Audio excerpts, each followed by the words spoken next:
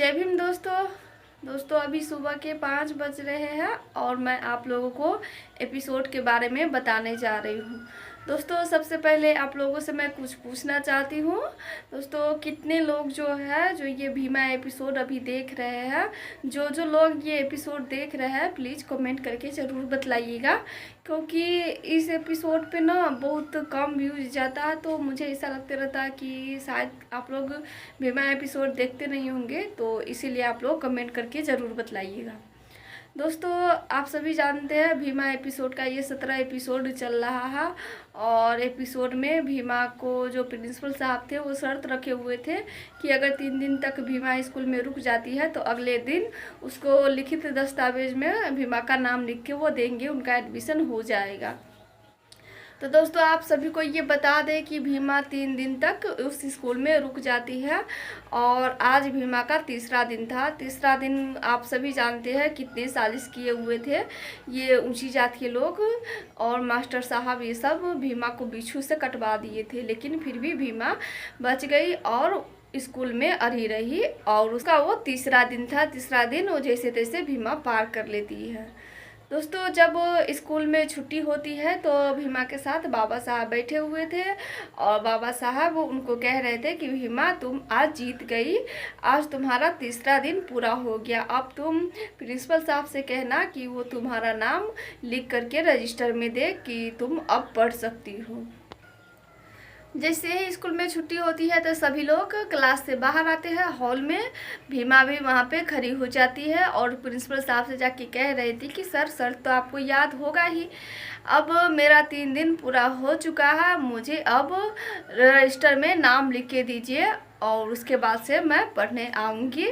भीमा के जो बोर्ड पे नाम लिखा हुआ था वो भीमा उस बोर्ड को लेकर के वो अपने नाम जो लिखा हुआ था पेपर पे वो लेकर के कटकुट गुरुजी को दे देती है और वहाँ से चली जाती है। इससे पहले प्रिंसिपल साहब को बताती है कि मेरा नाम लिख करके दीजिएगा।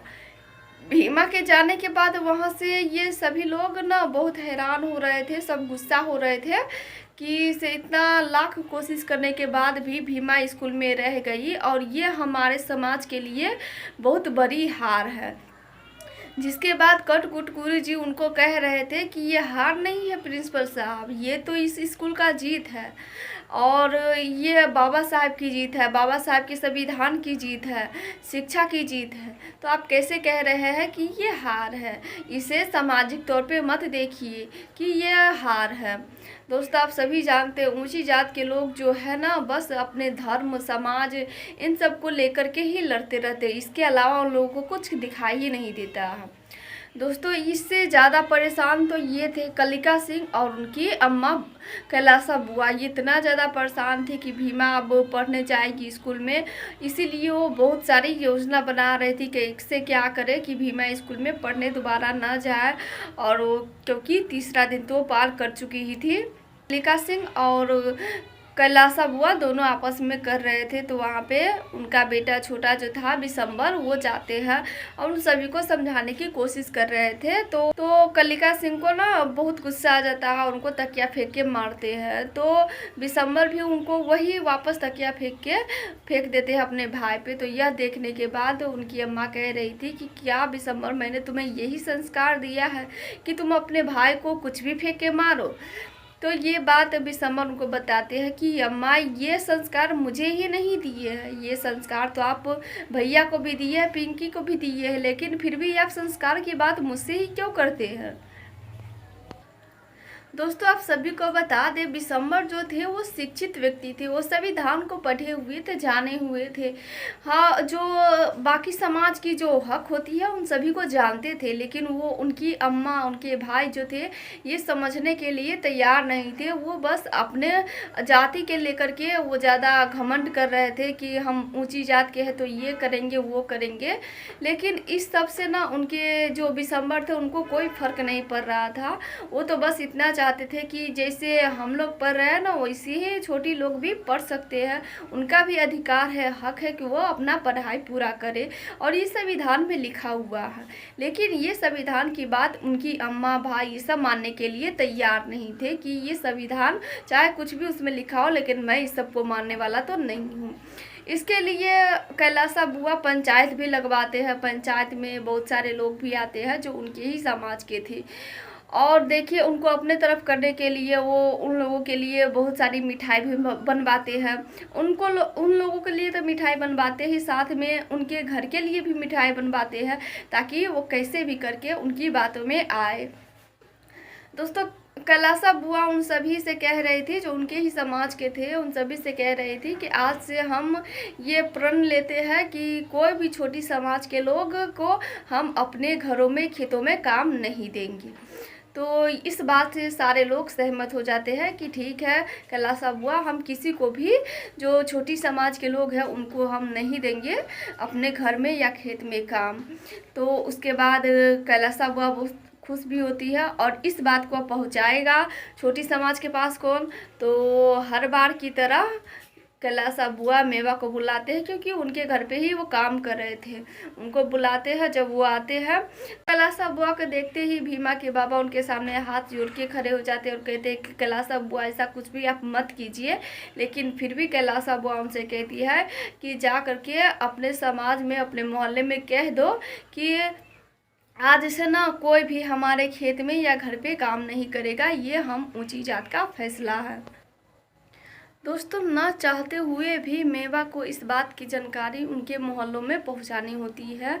वो अपने मोहल्ले में जाते हैं और एक जो रखे हुए थे बाजा बजाने के लिए, तो वो बजाते हुए सभी से कहते हैं कि सुनो सुनो सुनो। तो उनकी आवाज़ सुन करके सारे लोग वहाँ पे इकट्ठा हो जाते हैं जो उनके ही समाज वाले थे। फिर उनके जो बड़े भाई थे वो उनसे पूछते हैं कि क्या हुआ मेवा, क्या खबर है। तो फिर सभी को बताते हैं कि ऊंची जात के लोगों ने फैसला किया है कि आज से वो हमारे समाज को ना अपने घर में काम देंगे या फिर ना ही अपने खेतों में काम देंगे। इतना सुनने के बाद सभी लोग हैरान हो जाते हैं कि अगर उन्होंने हमें काम नहीं दिया तो हम लोग खाएंगे कैसे, जिएंगे कैसे। इतना सुनते ही वो सभी लोग भाग करके जाते हैं कैलासा बुआ के पास कि हम सभी मिल करके माफ़ी मांगेंगे कि वो ऐसा ना करे, क्योंकि अगर वो लोग ऐसा करेंगे तो हम लोग भूखे मर जाएंगे। इसीलिए सारे लोग भाग करके चले जाते हैं, सिवाय भीमा और उनकी आई और बाबा के। दोस्तों, वहाँ पे ये सब देखते हुए भीमा की आई उनके बाबा से पूछती है कि ये क्या हुआ, ये सभी लोग भागते हुए कहाँ जा रहे हैं।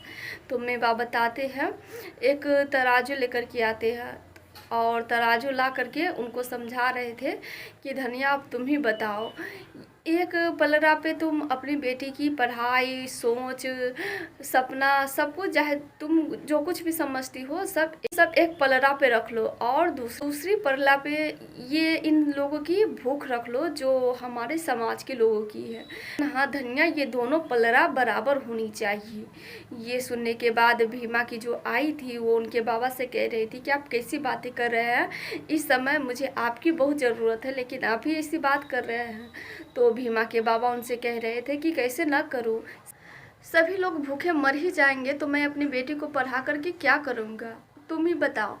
इस बात के लिए मेवा को बहुत ज़्यादा बुरा लग रहा था कि उनकी बेटी की वजह से ऊंची जात के लोग हमारे समाज के लिए इतना मुसीबत पैदा कर रहे हैं। वो ऐसा नहीं चाहते थे, क्योंकि वो भी चाहते थे कि अगर हम खाना पीना खाएंगे, ज़िंदा रहेंगे, तभी तो आगे का कुछ काम करेंगे। और जो भी उनका पेट चल रहा था, खाना पीना चल रहा था, वो ऊँची जात की वजह से ही चल रहा था। तो अपने जगह पर वो सही भी थे, लेकिन भीमा की आई भीमा को पढ़ाने में लगी हुई थी, उनका साथ देने की, तो वो ठान ही ली थी। दोस्तों, उस समय भी मेवा बात करते हैं भीमा की पढ़ाई छोड़ने के लिए, लेकिन फिर भी वहाँ पे भीमा कह रही थी कि बाबा चाहे कुछ भी हो जाए मैं अपना पढ़ाई नहीं छोड़ूंगी।